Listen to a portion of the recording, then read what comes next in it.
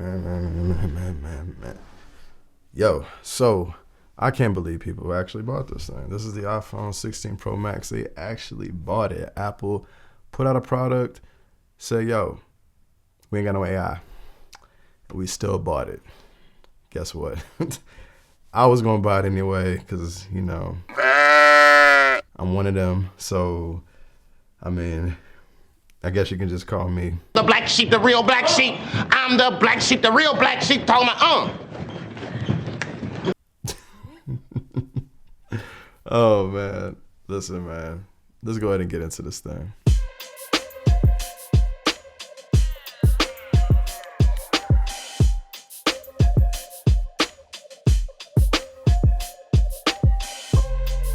What's good, y'all? It's your man Wayne Train, and we are back with another joint. We got my iPhone 16 Pro Max review. It's been a little bit. I had it for a couple weeks now. I got everything I need to know about this phone and what it is. So I got a few things to get off my chest, a few things I need to let you know, and whether or not at the end of this video you should buy this thing or upgrade depending on where you're at. So let's go ahead and get into it. Now, we absolutely have to start off with the build quality because that's honestly my favorite thing when it comes to any of these devices.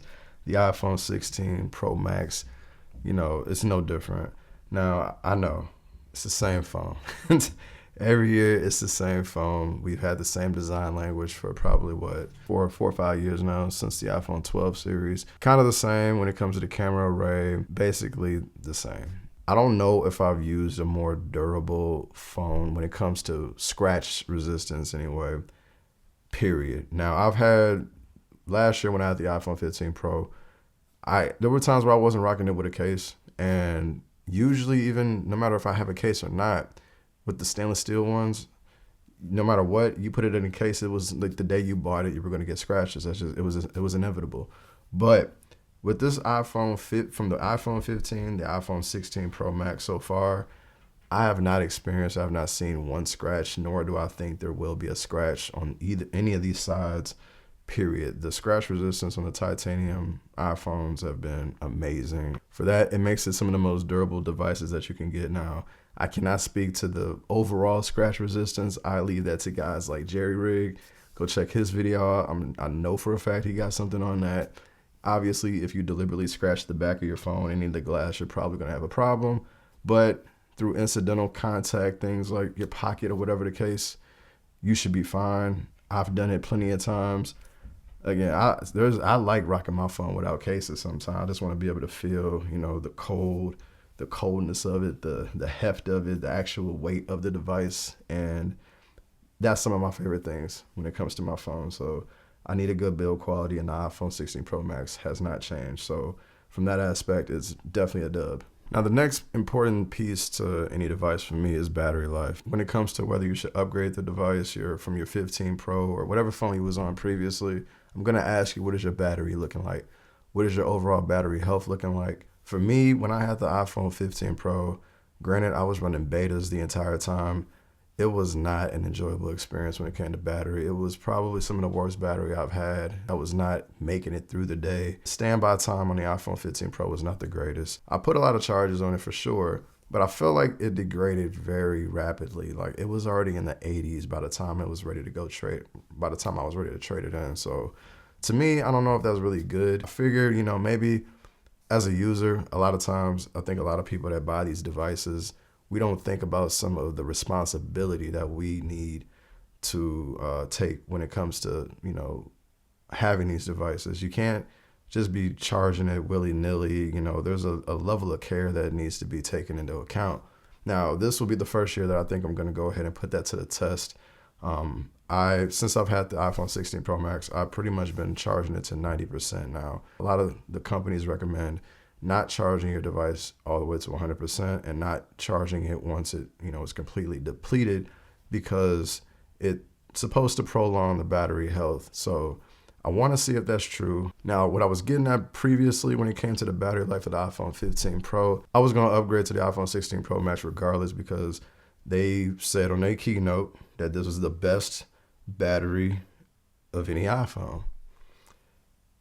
And I gotta give it to them. Listen, man, off of my first couple weeks of usage, Tim wasn't lying, man. Whoever said that over there at Apple, they was not lying. This so far feels like iPhone 13 Pro Max territory when it comes to battery life. I'm not even charging it to 100%. I'm charging it to 90, and I'm pushing really good battery life. So not super duper heavy usage some of these days. Some of these days, you know, I'm probably getting around 2.5, 3 hours screen on time. But in those days, the standby time kicks in. Full day and a half and starting to get into that second day. That's the type of battery life I need. Like the biggest important piece when it comes to battery life is that standby time. What does it do when it's not being used? How does it handle the whatever's happening in the background? And the iPhone 16 Pro Max so far seems to be handling that really well. I haven't seen too much overheating issues. It definitely still gets hot when it's charging sometimes. So, you know, that's I feel like that's just par for the course for any device. So, I'm really enjoying the battery life on this thing, and I'm looking forward to seeing where it's at a year from now. Now, like I said in the beginning, man, no AI, no problem. Listen, I'm not a big AI guy. Now, I know, you know, being a tech reviewer, so to speak, I have a responsibility to show you and tell you guys about the AI experience, and I will once that is officially, you know, available to the public. I have used it. I used it in 18.1. I actually tried 18.1. By the way, real quick before I get completely off of battery, throughout my time using the device and testing things out, most of the time I've been using the shipped OS 18.01 or whatever right now. There was a moment where I was using 18.1 and the battery life was still pretty good. So I just gotta point that out to you guys. But as many of you know, to get most of all of the AI features that are coming to the iPhone 16 Pro Max and iPhone 16 series period, that's gonna be in 18.1. So still has yet to be released. So I don't wanna give any real in-depth talk about that until it actually comes out. But they delivered an amazing piece of hardware from a user perspective.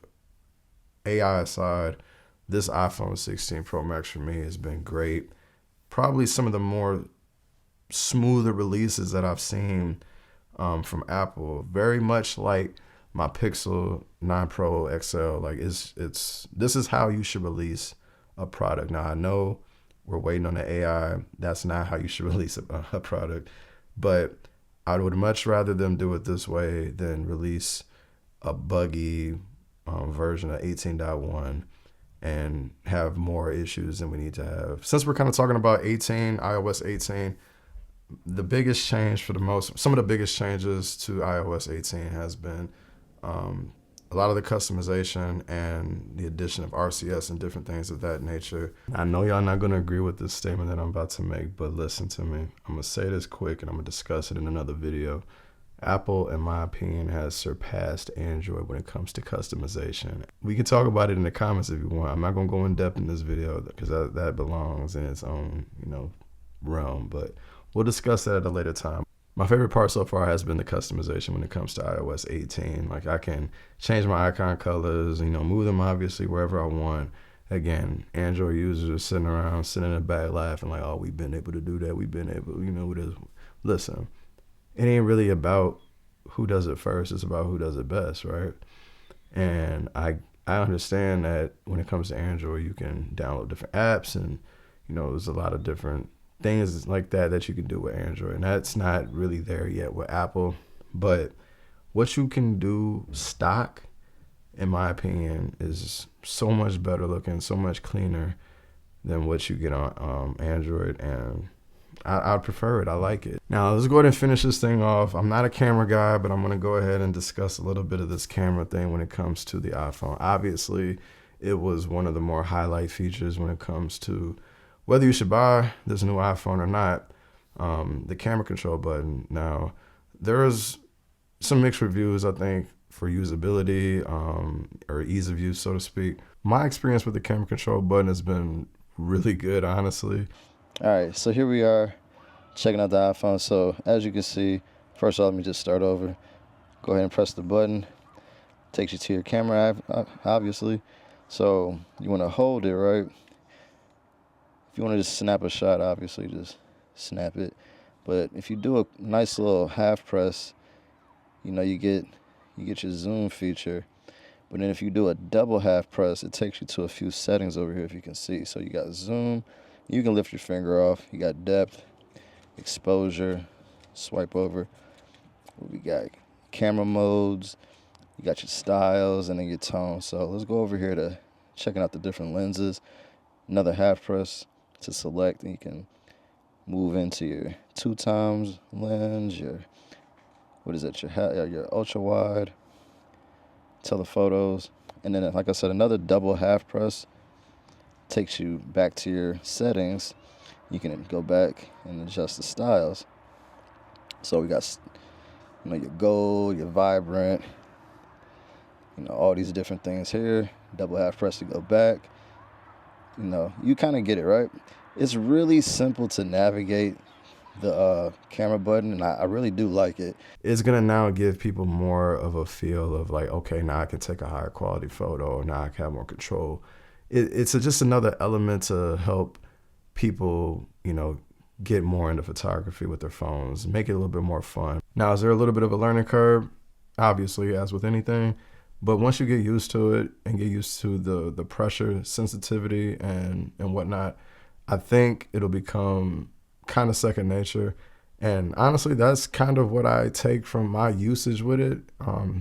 The thing that kind of made it stick out to me the most is the fact that they included it on the regular iPhone 16. So it's not necessarily a pro feature. In my opinion, it's going to be used across the board in such a way that it would allow all users to be able to experience the type of photography or their vision for their cameras across the board. So I do think though, and I hope honestly that they do push some pro things with the camera control button on the pro models, like the ability to use it with the Final Cut camera. And then if they can add the ability to focus, you know, maybe like press and hold to focus or something like that, that would be really nice. And when it comes to the iPhone 16 Pro Max and the 16 Pro series in general, there's a select few people who I would personally suggest get this device. Somebody who actually does have the intent on using the phone for more of the pro features. This is a phone that I think even the people with the iPhone 15 Pro should upgrade to, because you will get better battery and you will get the camera control button. So those are, you know, maybe not for everybody, you know, worthy upgrades, so to speak. But again, if you're somebody who's really in that field, that's what I'm suggesting it to. Now I got a few video samples and some pictures that I took with the iPhone, obviously. So let's go ahead and check those out.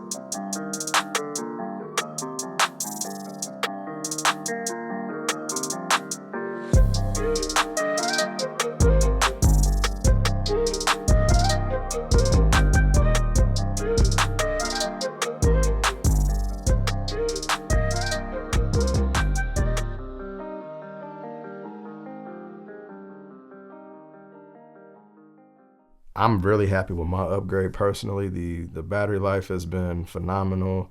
The camera control button is an absolute welcome feature in my opinion. I'm looking forward to using it more.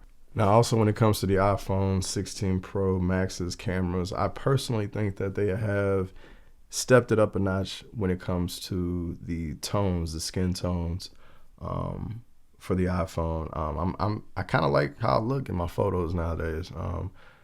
I feel like I look very close to, you know, how I look in real life. My skin doesn't look super ashy, so to speak, or super dark or anything like that. They do a really good job of capturing those undertones. Now, all in all, when it comes to the iPhone 16 Pro Max, who would I suggest it to? everybody. If you in the Apple ecosystem, definitely go pick this thing up. Definitely go take a look at it. Some of the most durable devices that you can get.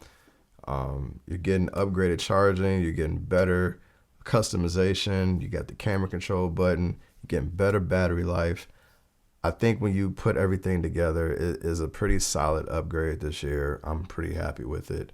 You know, definitely look into your trade-ins. You know, there's available things in that way. So you're not coming completely out of pocket for it, but however you get it, go get it. I think the iPhone 16 Pro Max is a dub this year.